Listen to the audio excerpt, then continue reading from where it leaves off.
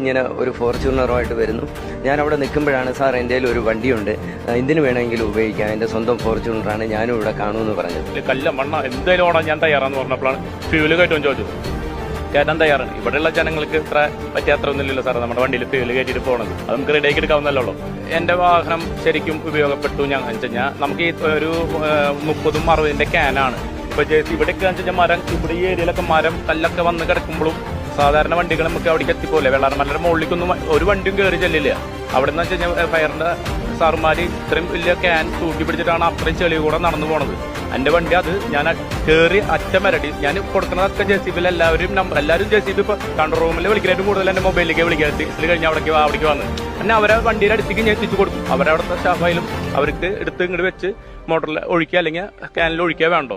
അങ്ങനെ വർക്ക് നമ്മളൊരു എന്റെ മനസ്സിൽ വർക്ക് ഒരു ഫോൾട്ടും പറ്റില്ല. ഒരു ആൾക്കും ഡീസൽ കഴിഞ്ഞ് ടൈമിൽ വെയിറ്റ് ചെയ്യേണ്ടി വന്നിട്ടില്ല ഇവിടെ.